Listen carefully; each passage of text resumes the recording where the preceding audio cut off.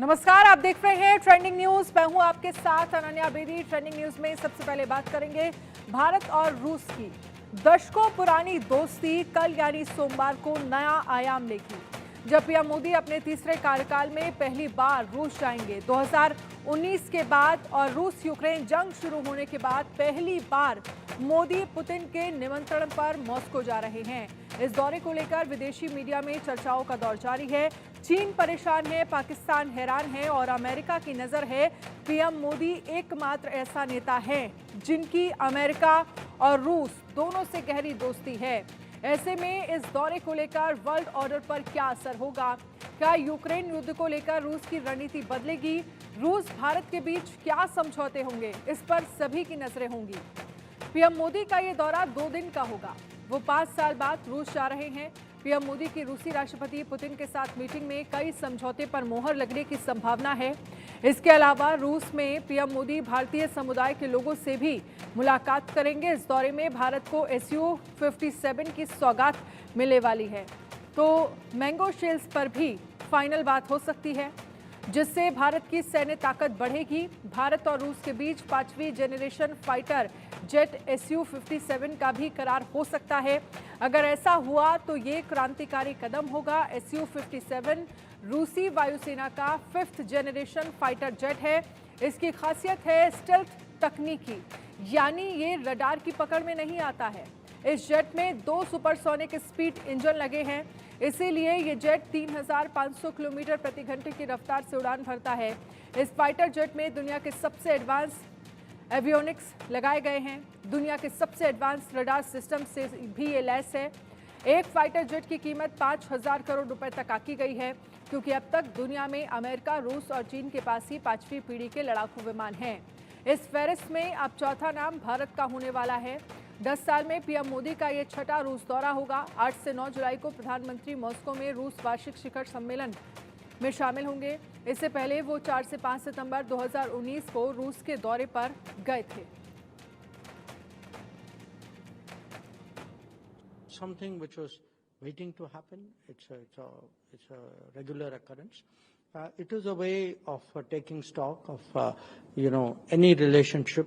What you do is you look at the state of the world. There are things you want to do more. There are things you want to do differently. One of the big changes has actually been that our economic relationship with Russia has grown tremendously.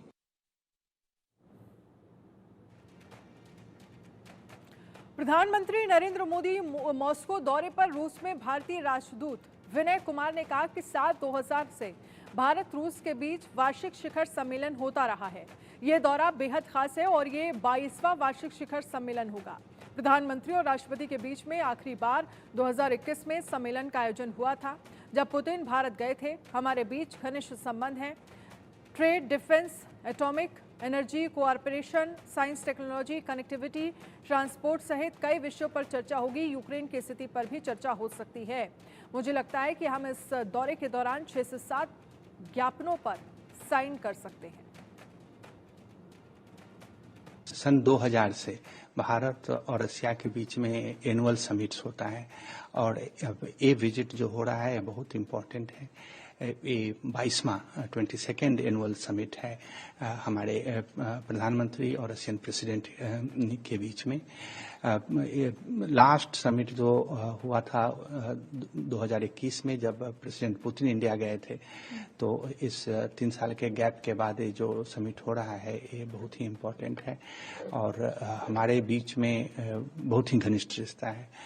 Trade, defence, atomic energy cooperation, people to people ties, science and technology, connectivity and transport, बहुत सारी ऐसी issues हैं जिस पे बहुत development हुई हैं पिछले 2 सालों में और इन सारी चीज़ों पे बातचीत होगी। इसके अलावा रीजनल एंड ग्लोबल डेवलपमेंट्स जो हैं इस क्षेत्र में, हमारे क्षेत्र में और विश्व स्तर पे, उन चीज़ों पे भी डिस्कशंस होगी। मैं पूरी तरह तो अभी नहीं बता सकता कि लीडर्स क्या बात करेंगे, क्योंकि ये तो वो डिसाइड करेंगे, उनको भी जज नहीं कर सकते हैं। लेकिन इन सारी मुद्दों पे बातचीत होगी। यूक्रेन में जो सिचुएशन है उसके बारे में भी संभावना है बात होने की। जी, इन सारे क्षेत्रों में भारत और रशिया के बीच में बहुत घनिष्ठ संबंध है और संबंध बढ़ रहे हैं। अब हम सिर्फ रशिया से डिफेंस आइटम्स खरीदते नहीं हैं, बल्कि को प्रोडक्शन भी कर रहे हैं। दोनों देश मिल के भारत में बहुत सारे डिफेंस आइटम्स का उत्पादन कर रहे हैं, तो उस क्षेत्र को और बढ़ाने की संभावना है, जिसके बारे में बातचीत करेंगे।